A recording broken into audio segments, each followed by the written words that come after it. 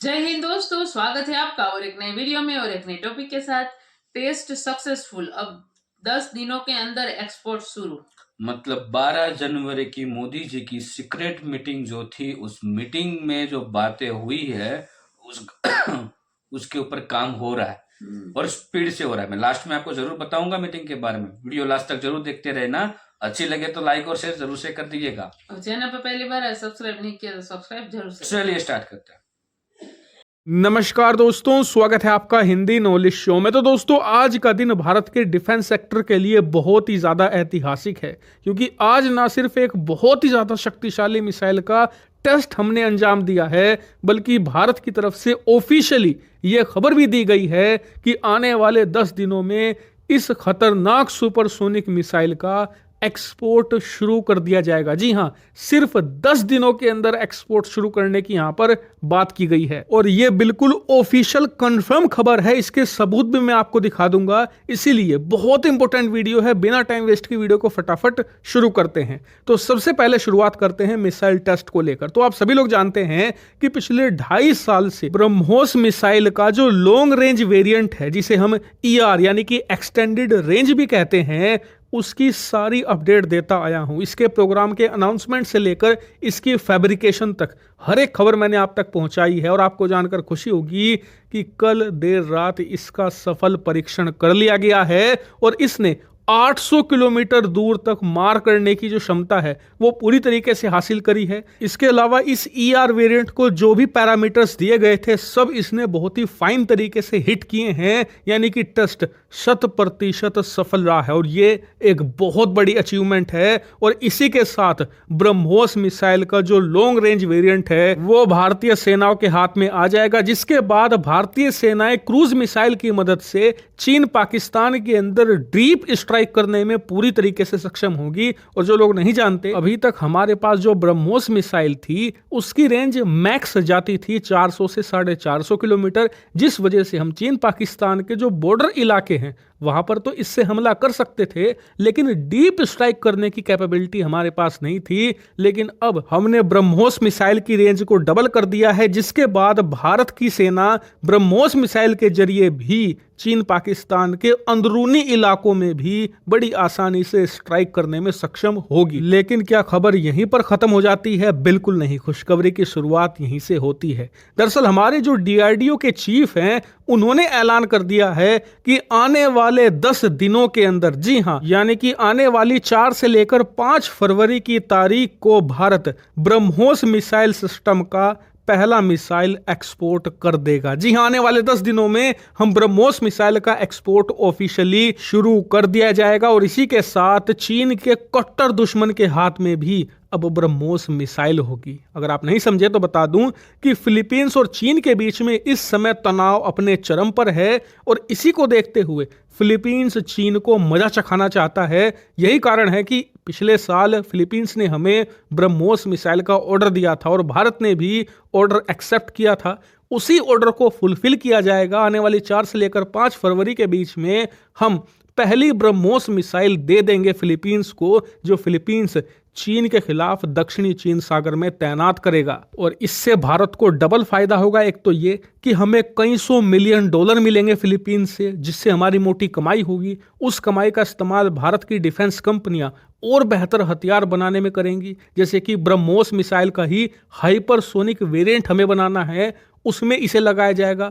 दूसरा फायदा ये होगा कि चीन के जो दुश्मन दूसरे हैं, जो कमजोर हैं, वो मजबूत होंगे और ये चीन के लिए बड़ा सरदर्द होगा। चीन को हम ब्रह्मोस मिसाइलों से अपनी सीमा पर तो घेरेंगे ही, साथ ही चीन के पड़ोसियों से भी घिरवाएंगे और ये भारत का सबसे बड़ा मास्टर स्ट्रोक है। और अच्छी बात मुझे ये लगी कि भारत टाइम से डिलीवरी कर रहा है, क्योंकि अभी तक जितने भी देश भारत से हथियार खरीदना चाहते हैं, सभी का कंसर्न ये है कि यार भारत की जो कंपनियां हैं ज्यादातर हथियार बनाने वाली, वो सरकारी हैं, तो क्या ये समय पर डिलीवरी दे पाएंगी? लेकिन अच्छी बात यह है कि हम समय पर डिलीवरी कर रहे हैं, जिससे कि फिलीपींस भी खुश है और जो बाकी के हथियार खरीदने वाले लाइन में लगे हुए हैं भारत के सामने, वो भी देखकर खुश हैं। उन्हें भी एक अच्छा इंप्रेशन मिला है कि भारत समय पर हथियारों की डिलीवरी करने में पूरी तरीके से सक्षम। थैंक यू दोस्तों वीडियो को यहाँ तक देखने के लिए। और आपको बता दें ये सबसे बड़ी सक्सेस है। जब हमारी ब्रह्मोस मिसाइल पे जब स्टार्टिंग में जब उसका हुआ था, उस समय का जो वेरिएंट था वो करीबन 400 किलोमीटर का था, अब उसको डबल कर दिया गया। उसके बाद का एक वेरिएंट आएगा सुपरसोनिक, ठीक है।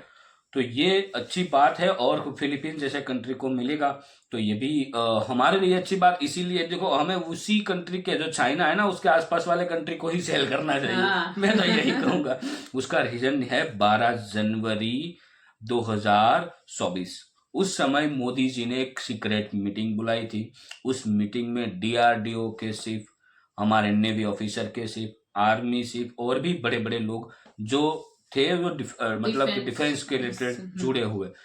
तो दोस्तों कहीं ना कहीं मेरे को लग रहा है कि अब जो चाइना है उसके साथ युद्ध कभी भी हो सकता है।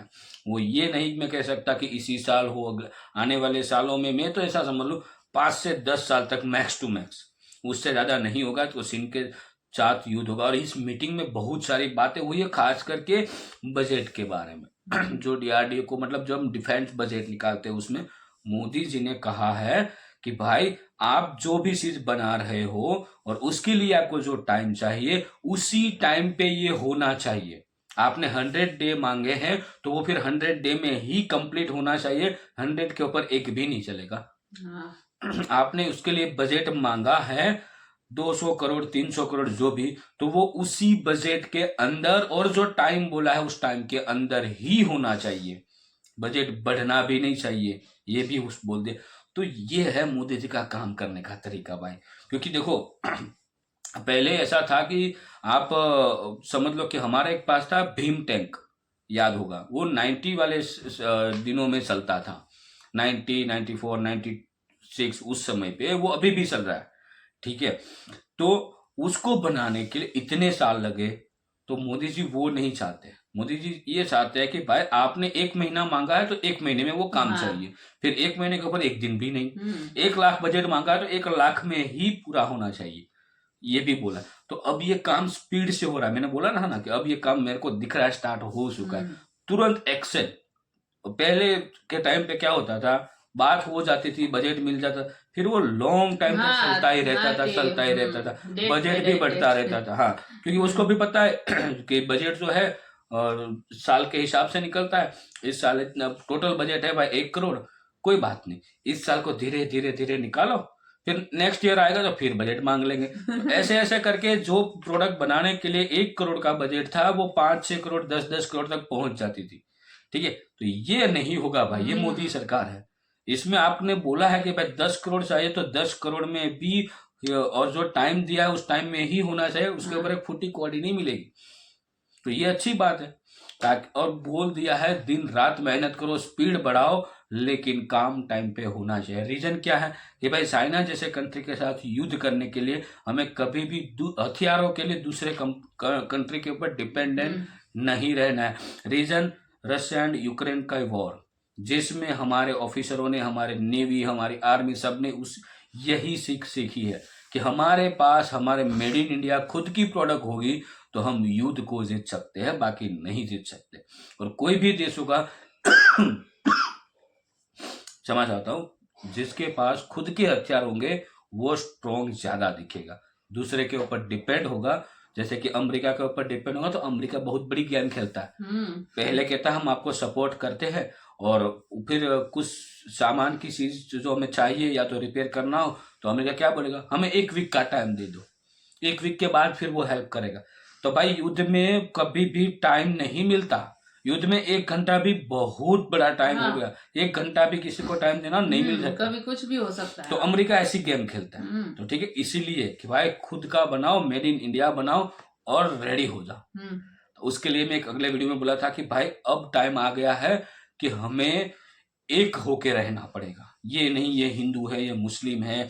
और अभी ये राम मंदिर का भी इसमें जिक्र आया था, तो राम मंदिर के बारे में बहुत सारे लोगों ने विरोध किया, सब बहुत सारे लोगों ने अपनी राय रखी है, उसको हम यहाँ पे जिक्र नहीं करें, अलग रखते हैं, लेकिन हमें एक होना जरूरी है। बाकी दोस्तों वीडियो आपको कैसी लगी कमेंट में लिखकर आप हमें जरूर बताइए। फिलहाल हम आपसे विदाई ले रहे, मिलते हैं और एक नए वीडियो में आपके साथ। टिल देन जय हिंद, जय भारत।